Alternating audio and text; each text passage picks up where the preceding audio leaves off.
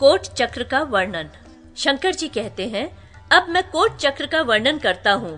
पहले चतुर्भुज लिखें, उसके भीतर दूसरा चतुर्भुज, उसके भीतर तीसरा चतुर्भुज और उसके भीतर चौथा चतुर्भुज लिखें। इस तरह लिख देने पर कोट चक्र बन जाता है। कोट चक्र के भीतर 3 मेखलाएं होती हैं, जिनका नाम क्रम से प्रथम नाड़ी, मध्य नाड़ी और अंत नाड़ी है। कोट चक्र के ऊपर पूर्वादि दिशाओं को लिखकर मेषादि राशियों को भी लिख देना चाहिए। कोट चक्र में नक्षत्रों का न्यास कहते हैं। पूर्व भाग में कृतिका, अग्नि कोण में अश्लेषा, दक्षिण में मघा, नैऋत्य में विशाखा, पश्चिम में अनुराधा, वायु कोण में श्रवण, उत्तर में धनिष्ठा, ईशान में भरणी को लिखें। इस तरह लिख देने पर बाह्य नाड़ी में अर्थात प्रथम नाड़ी में 8 नक्षत्र हो जाएंगे। इसी तरह पूर्वादि दिशाओं के अनुसार रोहिणी, पुष्य, पूर्वा फागुनी, स्वाति, ज्येष्ठा, अभिजित, शतभिषा, अश्विनी, ये 8 नक्षत्र मध्य नाड़ी में हो जाते हैं। कोट के भीतर जो अंत नाड़ी है, उसमें भी पूर्वादि दिशाओं के अनुसार पूर्व में मृगशिरा, अग्नि कोण में पुनर्वसु, दक्षिण में उत्तरा फागुनी, नैऋत्य में चित्रा, पश्चिम में मूल, वायव्य में उत्तराषाढ़ा, उत्तर में पूर्वा भाद्रपदा और ईशान में रेवती को लिखें। इस तरह लिख देने पर अंत नाड़ी में भी 8 नक्षत्र हो जाते हैं। आर्द्रा, हस्त, पूर्वाषाढ़ा तथा उत्तरा भाद्रपदा, ये 4 नक्षत्र कोट चक्र के मध्य में स्तंभ होते हैं। इस तरह चक्र को लिख देने पर बाहर का स्थान दिशा के स्वामियों का होता है। आगंतुक योद्धा जिस दिशा में जो नक्षत्र है, उसी नक्षत्र में उसी दिशा से कोट में यदि प्रवेश करता है तो उसकी विजय होती है। कोट के बीच में जो नक्षत्र हैं, उन नक्षत्रों में जब शुभ ग्रह आए तब युद्ध करने से मध्य वाले की विजय तथा चढ़ाई करने वाले की पराजय होती है। प्रवेश करने वाले नक्षत्र में प्रवेश करना तथा निर्गम वाले नक्षत्र में निकलना चाहिए। शुक्र, मंगल और बुध ये जब नक्षत्र के अंत में रहें, तब यदि युद्ध आरंभ किया जाए तो आक्रमणकारी की पराजय होती है। प्रवेश वाले 4 नक्षत्रों में यदि युद्ध छेड़ा जाए तो वे दुर्ग वश में हो जाता है। इसमें कोई आश्चर्य की बात नहीं है। विशेष, प्रथम नाड़ी के 8 नक्षत्र दिशा के नक्षत्र हैं, उन्हीं को बाह्य भी कहते हैं। मध्य तथा अंत नाड़ी वाले नक्षत्रों को कोट के मध्य का समझना चाहिए। 129वां अध्याय, अर्घ कांड का प्रतिपादन। शंकर जी कहते हैं, अब मैं वस्तुओं की महंगी तथा सस्ती के संबंध में विचार प्रकट कर रहा हूँ। जब कभी भूतल पर उल्कापात, भूकंप, निर्घात, वज्रपात, चंद्र और सूर्य के ग्रहण तथा दिशाओं में अधिक गर्मी का अनुभव हो, तो इस बात का प्रत्येक मास में लक्ष्य करना चाहिए। यदि उपर्युक्त लक्षणों में से कोई लक्षण चैत्र में हो, तो अलंकार सामग्रियों में सोना चांदी आदि का संग्रह करना चाहिए। वह 6 मास के बाद चौगुने मूल्य पर बिक सकता है। यदि वैशाख में हो तो वस्त्र, धान्य, सुवर्ण, घृत आदि सब पदार्थों का संग्रह करना चाहिए। वे 8वें मास में 6 गुने मूल्य पर बिकते हैं। यदि ज्येष्ठ तथा आषाढ़ मास में मिले तो जौ, गेहूं और धान्य का संग्रह करना चाहिए। यदि श्रावण में मिले तो घृत, तैलादि रस पदार्थों का संग्रह करना चाहिए। यदि आश्विन में मिले तो वस्त्र तथा धान्य दोनों का संग्रह करना चाहिए। यदि कार्तिक में मिले तो सब प्रकार का अन्न खरीद कर रखना चाहिए। अगहन तथा पौष में यदि मिले तो कुमकुम तथा सुगंधित पदार्थों से लाभ होता है। माघ में यदि उक्त लक्षण मिले तो धान्य से लाभ होता है। फागुन में मिले तो सुगंधित पदार्थों से लाभ होता है। लाभ की अवधि 6 या 8 मास समझनी चाहिए। विविध मंडलों का वर्णन। शंकर जी कहते हैं, भद्रे, अब मैं विजय के लिए 4 प्रकार के मंडल का वर्णन करता हूँ। कृतिका, मघा, पुष्य, पूर्वा फागुनी, विशाखा, भरणी, पूर्वा भाद्रपदा, इन नक्षत्रों का आग्नेय मंडल होता है। उसका लक्षण बतलाती हूँ। इस मंडल में यदि विशेष वायु का प्रकोप हो, सूर्य चंद्र का परिवेश लगे, भूकंप हो, देश की क्षति हो, चंद्र सूर्य का ग्रहण हो, धूम ज्वाला देखने में आए, दिशाओं में दाह का अनुभव होता हो, केतु अर्थात पुच्छल तारा दिखाई पड़ता हो, रक्त वृष्टि हो, अधिक गर्मी का अनुभव हो, पत्थर पड़े तो जनता में नेत्र का रोग, अतिसार, हैजा और अग्नि भय होता है। गायें दूध कम कर देती हैं। वृक्षों में फल पुष्प कम लगते हैं। उपज कम होती है। वर्षा भी स्वल्प होती है। चारों वर्ण ब्राह्मण, क्षत्रिय, वैश्य तथा शूद्र दुखी रहते हैं। सारे मनुष्य भूख से व्याकुल रहते हैं। ऐसे उत्पातों के दीख पड़ने पर सिंध यमुना की तलहटी, गुजरात, भोज, बहालीक, जालंधर, कश्मीर और 7वां उत्तरापद ये देश विनष्ट हो जाते हैं।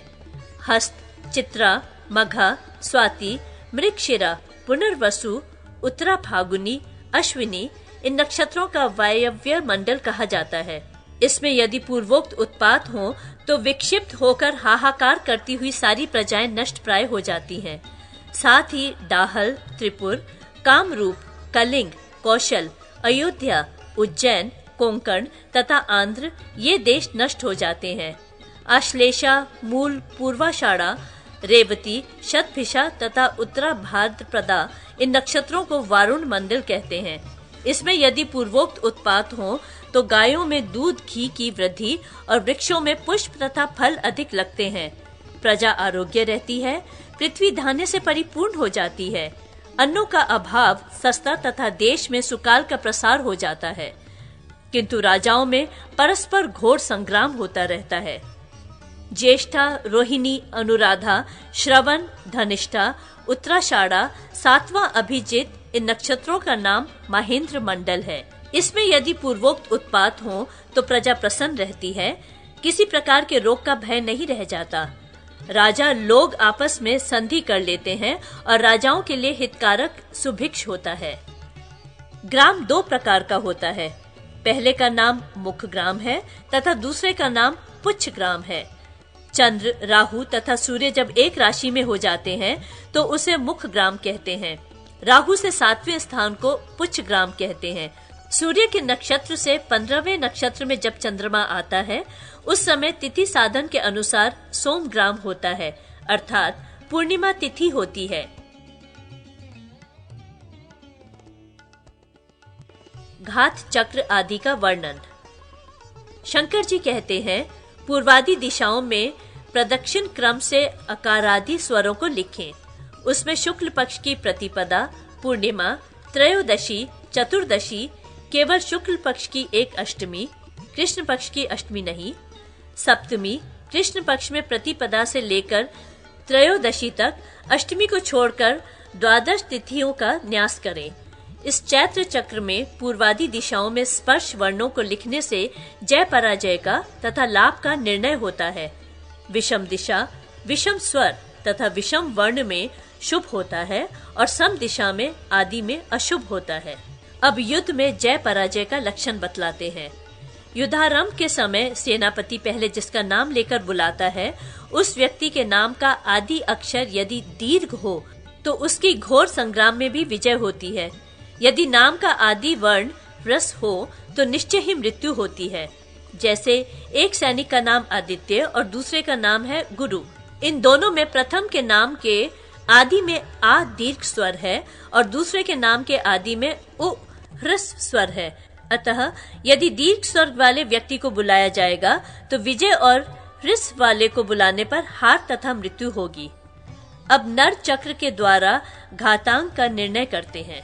नक्षत्र पिंड के आधार पर नर चक्र का वर्णन करती हूँ।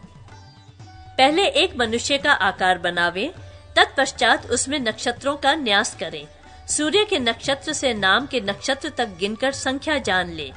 पहले 3 को नर के सिर में, 1 मुख में, 2 नेत्र में, 4 हाथ में, 2 कान में, 5 हृदय में और 6 पैरों में लिखें। फिर नाम नक्षत्र का स्पष्ट रूप से चक्र के मध्य में न्यास करें। इस तरह लिखने पर नर के नेत्र, सिर, दाहिना कान, दाहिना हाथ, दोनों पैर, हृदय, ग्रीवा, बायां हाथ और गुह्यांगों में से जहां शनि, मंगल, सूर्य तथा राहु के नक्षत्र पड़ते हों, युद्ध में उसी अंग में घात होता है। अब जय चक्र का निर्णय करते हैं। पूर्व से पश्चिम तक 13 रेखाएं बनाकर पुनः उत्तर से दक्षिण तक 6 तिरछी रेखाएं खींचे। इस तरह लिखने पर जय चक्र बन जाएगा। उसमें अ से ह तक अक्षरों को लिखें और 10, 9, 7, 12, 4, 11, 15, 24, 18, 4, 27, 24 इन अंकों का भी न्यास करें। अंकों को ऊपर लिखकर अकारादीन अक्षरों को उसके नीचे लिखें। शत्रु के नामाक्षर के स्वर तथा व्यंजन वर्ण के सामने जो अंक हों उन सबको जोड़कर पिंड बनाएं। उसमें 7 से भाग देने पर 1 आदि शेष के अनुसार सूर्यादि ग्रहों का भाग जाने। 1 शेष में सूर्य, 2 में चंद्र, 3 में भौम, 4 में बुध, 5 में गुरु, 6 में शुक्र, 7 में शनि का भाग होता है, यूं समझना चाहिए। अब सूर्य, शनि और मंगल का भाग आए तो विजय होती है तथा शुभ ग्रह के भाग में संधि होती है। उदाहरण, जैसे किसी का नाम देवदत्त है, इस नाम के अक्षरों तथा ए स्वर के अनुसार अंक क्रम से 18 + 4 + 24 + 18 + 15 बराबर है 79। इसका योग हुआ। इसमें 7 का भाग दिया। 79/7 बराबर है 11 लब्धि तथा 2 शेष हुआ। शेष के अनुसार सूर्य से गिनने पर चंद्र का भाग हुआ, अतः संधि होगी। इससे यह निश्चय हुआ कि देवदत्त नाम का व्यक्ति संग्राम में कभी पराजित नहीं हो सकता। इसी तरह और नाम के अक्षर तथा मात्रा के अनुसार जय पराजय का ज्ञान करना चाहिए। अब द्वितीय जय चक्र का निर्णय करते हैं। पूर्व से पश्चिम तक 12 रेखाएं लिखें और 6 रेखाएं याम्योत्तर करके लिखी जाएं। इस तरह यह जय चक्र बन जाएगा। उसके सर्वप्रथम ऊपर वाले कोष्ठ में 14, 27, 2, 12, 15, 6, 4, 3, 17, 8, 8 इन अंकों को लिखें और कोष्ठों में अकार आदि स्वरों से लेकर ह तक के अक्षरों का क्रमशः न्यास करें। तत्पश्चात नाम के अक्षरों द्वारा बने हुए पिंड में 8 से भाग दें तो 1 आदि शेष के अनुसार वायस, मंडल, रासभ, वृषभ, कुंजर, सिंह, खर, धूम्र ये 8 शेषों के नाम होते हैं। इसमें वायस से प्रबल मंडल और मंडल से प्रबल रासभ यूं उत्तरोत्तर बलि जानना चाहिए। संग्राम में याई और स्थाई के नामाक्षर के अनुसार मंडल बनाकर एक दूसरे से बलि तथा दुर्बल का ज्ञान करना चाहिए। उदाहरण, जैसे याई रामचंद्र तथा स्थाई रावण, इन दोनों में से कौन बलि है ये जानना है। अतः रामचंद्र के अक्षर तथा स्वर के अनुसार र 15, आ 27, म 2, अ 14, च 3, अ 14, न 17, द 4, र 15, अ 14 इनका योग 125 हुआ।